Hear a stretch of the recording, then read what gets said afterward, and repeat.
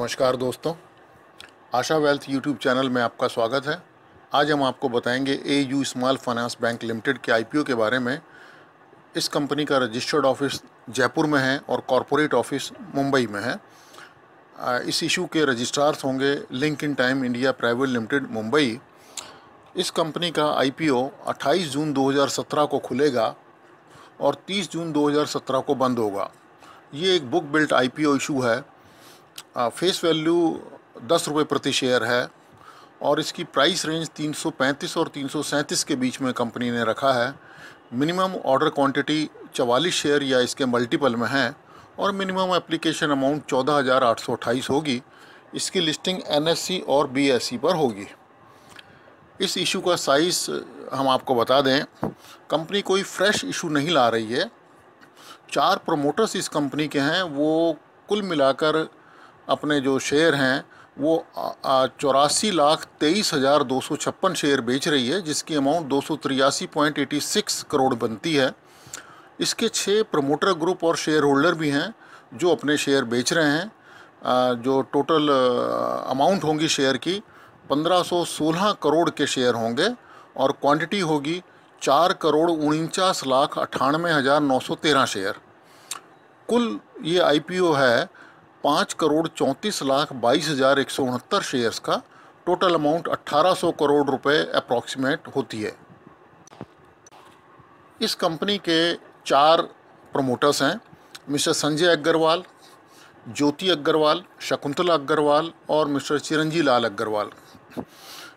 Mister Sanjay Agarwal 24,94,769 share बेच रहे हैं और उनकी एवरेज कॉस्ट ऑफ एक्विजिशन 28 रुपये 75 पैसे की है। ज्योति अग्रवाल 23,63,712 शेयर बेच रही हैं और उनकी जो कॉस्ट है वो केवल 2 रुपये 47 पैसे है। शकुंतला अग्रवाल की कॉस्ट 7 रुपये 78 पैसे है और वो अपने 22,74,326 शेयर बेच रही हैं। चिरंजी लाल अग्रवाल जी 12,90,449 शेयर बेच रहे हैं और उनकी जो कॉस्ट है वो केवल 11 रुपये 22 पैसे है। कुल मिलाकर जो प्रमोटर्स हैं वो अपने 84,23,256 शेयर बेच रहे हैं, जो कि 8.87% होती है टोटल होल्डिंग की। इसके अतिरिक्त 6 और प्रमोटर ग्रुप हैं और सेलिंग शेयर होल्डर्स हैं जो हैं MYS holding private limited, redwood investment limited, international finance corporation limited, लाभ इन्वेस्टमेंट लिमिटेड, ओरिया होल्डिंग्स लिमिटेड और Kedaara capital alternative investment fund जो उनका केदारा कैपिटल AIF-1 है। उसमें ये सारे लोग मिलाकर 6 इन्वेस्टर्स 4,49,98,913 शेयर बेच रहे हैं। इस कंपनी की स्थापना 10 जनवरी 1996 को हुई थी। शुरू में इसका नाम LN Fino James private limited था। 24 मई 2005 को इस कंपनी का नाम बदलकर AU financiers India private limited कर दिया गया। 11 जनवरी 2013 को इसको पब्लिक लिमिटेड कंपनी बनाया गया और इसका नाम चेंज करके AU फाइनेंसर्स इंडिया लिमिटेड रखा गया और फाइनली 24 जनवरी 2017 को इसका नाम बदलकर AU small finance bank limited रख दिया गया। कंपनी एक नॉन बैंकिंग फाइनेंस कंपनी है जिसका जो मेन फोकस है वो रिटेल सेगमेंट के ऊपर है, जो कि लो और मिडिल इनकम इंडिविजुअल्स और बिजनेसमैन को सर्व करती है, जिनके पास फॉर्मल बैंकिंग या फाइनेंस चैनल की पकड़ जिनके पास नहीं है। कंपनी जो है वो मेन 3 बिजनेस ऑपरेट करती है: vehicle finance, micro small and medium enterprise loans और small and medium enterprise loans. 20 दिसंबर 2016 को कंपनी ने RBI का लाइसेंस मिल गया है स्मॉल फाइनेंस बैंक का। इसके बाद में कंपनी जो है वो अपने ब्रांचेस को बढ़ाने की और डाइवर्स करने के लिए अपना प्रेरणारत रहेगी और बैंकिंग प्रोडक्ट्स भी नियर फ्यूचर में वो लाएगी।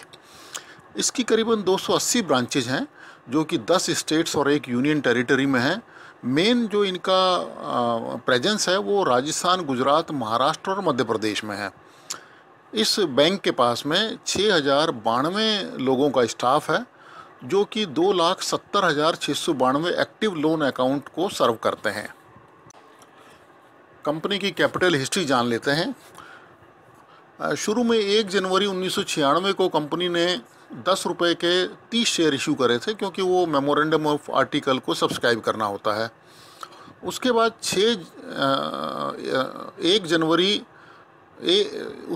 1 जून 1998 से लेकर 18/3/2008 तक कंपनी ने further issues of capital cash at par में करे, यानी कि 10 रुपये का शेयर केवल 10 रुपये में इन्होंने इशू किया। 22 मार्च 2010 को इन्होंने 39,32,584 शेयर इशू करे 25 रुपये 43 पैसे की कीमत पर। उसके बाद 1 मार्च 2011 से लेके 9 सितंबर 2016 तक कंपनी ने जो भी फर्दर इशू ऑफ कैपिटल करे उनकी प्राइस रेंज थी 13 रुपये 35 पैसे से लेकर 345 रुपये। उसके बाद 19 अक्टूबर 2016 को कंपनी ने बोनस शेयर इशू करे 5:1, यानी कि जिनके पास 1 शेयर था उनको 5 शेयर बोनस के मिल गए, और उससे सारा इनका जो प्रीमियम अकाउंट था, शेयर प्रीमियम अकाउंट, वो सारा ख़त्म हो गया, और फ्री रिजर्व भी। उसके बाद 3 जनवरी 2017 को कंपनी ने और इशू फर्दर कैपिटल हुई इनकी 140 रुपये पर शेयर में, क्योंकि उनके जो पुराने शेयर वारंट्स उन्होंने इशू करे हुए थे उनका कन्वर्जन हो गया। कंपनी के फाइनेंशियल पे नज़र डालते हैं। आप देखेंगे 2012-13 में कंपनी को 4,130 मिलियन रुपीस की टोटल रेवेन्यू थी। उसके बाद वो बढ़कर 5,313 हो गया।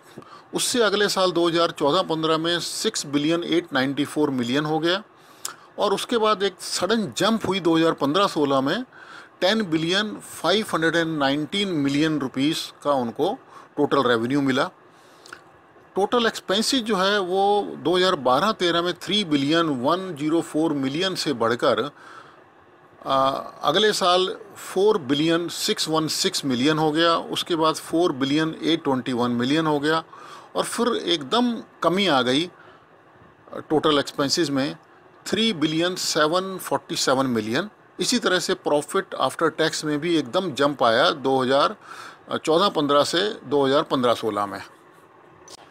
कंपनी के ऑब्जेक्ट्स के बारे में बता दें। ऑब्जेक्ट्स ऑफ इशू कंपनी का, क्योंकि कोई फ्रेश इशू नहीं है, इसमें से कंपनी को कोई पैसा नहीं मिलेगा, सारा पैसा डायरेक्टर्स के पास जाएगा और प्रोमोटर्स के पास जाएगा। फिर भी इस ऑफ़र के जो कंपनी ने अपने प्रोस्पेक्टस में लिखा हुआ है वो है कि वो इक्विटी शेयर्स की लिस्टिंग जो इनकी होने से इनको ब्रांड जो है वो विजिबल होगा, और इनकी लिक्विडिटी पुराने शेयर होल्डर्स को मिलेगी। पीयर ग्रुप कंपैरिजन करते हैं। इनके पीयर ग्रुप में Bajaj finance, Sundaram finance, Cholamandalam finance, RBL bank limited, IndusInd bank limited, Equitas holding limited और उज्जीवन फाइनेंशियल सर्विसेज के नाम हैं। इन सब का जो कारोबार है वो बहुत अच्छा चल रहा है, और इनके अगर पीयर ग्रुप में नज़र डालेंगे तो पीयर ग्रुप में इसकी जो पोजीशन है एयू स्मॉल फाइनेंस बैंक की, वो काफ़ी ठीक है, अच्छी पोजीशन है।